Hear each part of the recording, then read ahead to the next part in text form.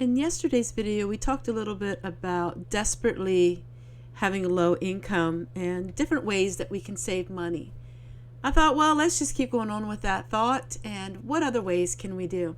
Now, each person is going to look very different as far as what their priorities are. My priorities are not in having medication. My priorities are not in the medical field when it comes to having pharmaceuticals or anything like that. I don't have any kind of health issues, so I don't need to concentrate on that expense. But what I do is everyday homesteading, gathering the eggs from the chickens, and this is our daughter's chickens at the moment, and I love taking care of her chickens and gathering the eggs and having so much fun with the chickens. So for me, it's saving money with having eggs from the chickens. Another way is for me is a lot of it has to do with food. Now, I did lose some weight over the last couple months. I am not eating as much. That means it doesn't cost quite as much to feed myself and to use every little bit. There is a channel that started a long time ago, the hashtag little bit counts or every little bit counts, and that really is true. Every little cucumber that I have, every little vegetable that's growing in my garden, I take it and I use it. If I have a vegetable that may have a little bit of a bad spot, I don't worry about that. I just cut it out and I use it. And you would be really surprised as to how much money you can save. I've had some garlic, and this garlic was in my food storage for a very long time because it's very hard and it wouldn't get soft when I cooked it. But instead of getting rid of it, I found the most amazing solution, and that is making pickles. So this is a raw pickle. I'm not canning it. I don't need to can it because it will last in the refrigerator for a year. It is vinegar and spices, and it's absolutely amazing.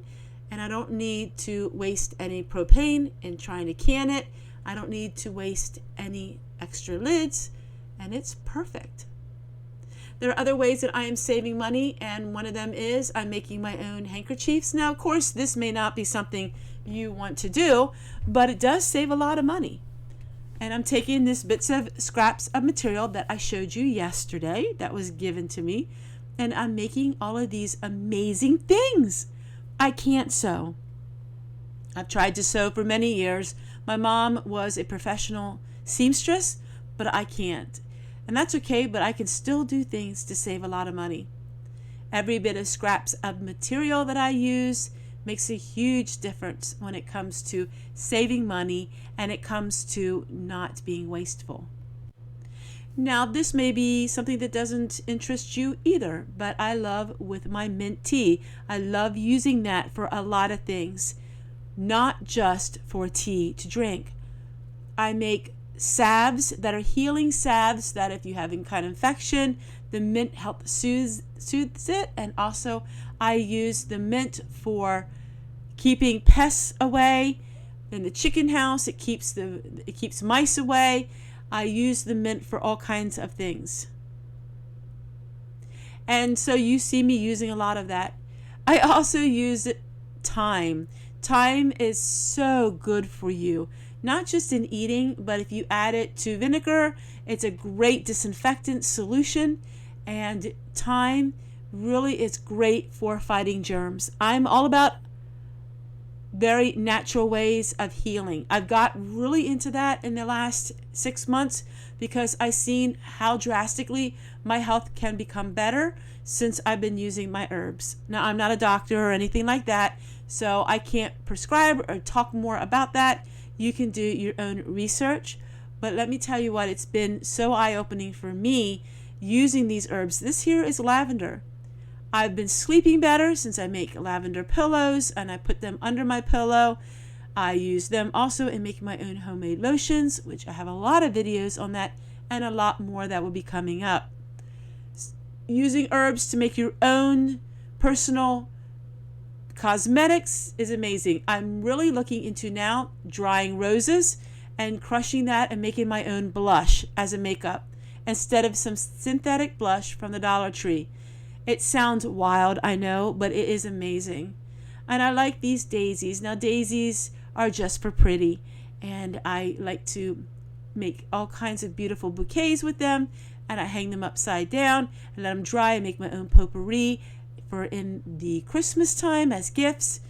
I make so many amazing things, and it's free. So the seeds were 25 cents at the Dollar Tree.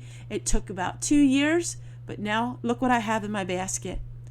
Absolutely beautiful. I love all of the things that I am doing, and it does not cost me anything. It's free. I mean, how much better can that be? One of my favorite books are books from the 1940s and even older. The charming illustrations of these books. This one was written in 1943, and it talks all about planting the vegetable garden. It has such beautiful little illustrations. You didn't have color back then inside your books, but the illustrations are so adorable. It steps back into time, and it really helps you to learn what it was like in those days and in the 1940s, and what vegetables did they grow. Things that we probably don't even hear of today, like sourdough and skirlet. But then we have more unusual type things. I like to learn. There's even some notes in this one, which I love. I love when people write in their books, because it shows that's what they grew. And I like to try to do the things that people did years ago. So interesting. This is just one of the books that I'm really enjoying reading this summer. One thing about saving money is you can always think outside the box. And when you think that you discovered everything about saving money, you start learning there's so many more ways you can. And that's why these old books help me out. And I like to share them with all of you, just so you can see that there's different ways that you can, save money. And it depends on your lifestyle. It depends on what you were used to spending your money on. And there's always ways that you can learn to be more frugal. No matter who you are, there's still so much that we can all learn. And I'm really enjoying doing that on my channel. So you may see some very haphazard hair scarves that I have, and maybe some aprons that I'm making. But you know what? It's something fun, and it cost me nothing. And I'm learning to work with what I have.